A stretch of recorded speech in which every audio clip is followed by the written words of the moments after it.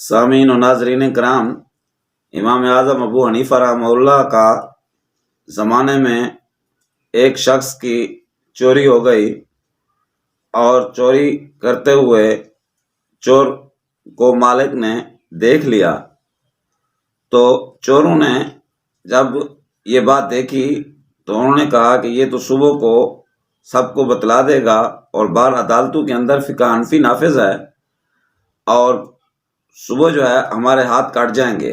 انہوں نے اس مالک کو پکڑا اور کہا کہ اس کو قتل کر دیں تاکہ یہ نہ کسی کو بتائے گا اور نہ کسی کو پتہ چل سکے گا۔ تو جب مالک کو قتل کرنے لگے تو مالک نے کہا کہ مجھے قتل نہ کرو، میں کسی کو بھی نہیں بتلاؤں گا۔ تو ان میں سے ایک چور نے کہا کہ اس سے ہم قسم اٹھوا لیتے ہیں تاکہ یہ کسی کو نہیں بتلائے گا۔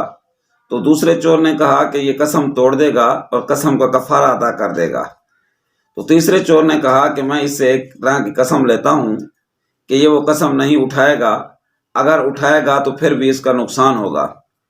تو وہ چور بڑا چلاک کا اور عیار تھا، تو اس نے کہا کہ تو یہ قسم اٹھا کہ اگر میں نے کسی کو بتلایا تو میری بیوی کو جو ہے وہ 3 طلاق۔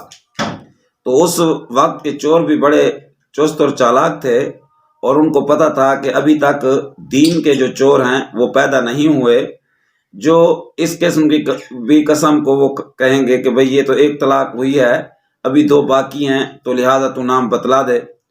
لیکن اس وقت کے چوروں کو پتہ تھا کہ ابھی تک دین کے چور جو ہے وہ پیدا نہیں ہوئے۔ خیر، تو اس نے صبح جب ہوئی تو وہ مختلف علماء کے پاس گیا اور ان سے جا کر یہ کہا کہ بھئی اس طرح رات کو میرا معاملہ ہوا ہے، کوئی حل بتلائیں۔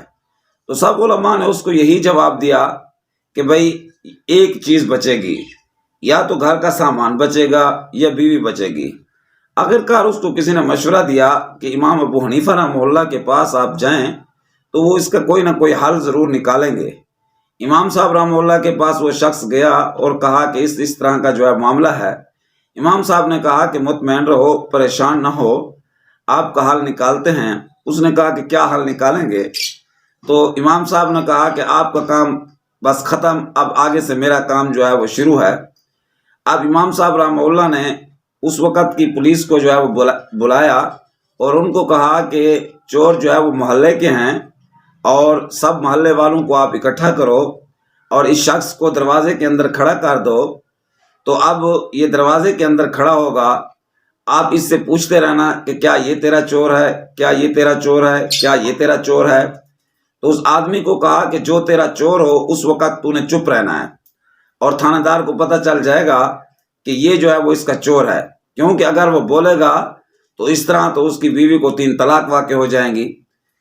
تو اس طرح ہوا، جس وقت پورے محلے والے اکٹھے ہو گئے تو ایک دروازے کے اندر اس کو کھڑا کر دیا اور اس سے پوچھتے رہے کیا یہ تیرا چور ہے، کیا یہ تیرا چور ہے۔ تو جس وقت چور گزرتے اس وقت وہ آدمی چپ رہتا اور اس طرح وہ چور پکڑے گئے اور ان کے ہاتھ کٹے۔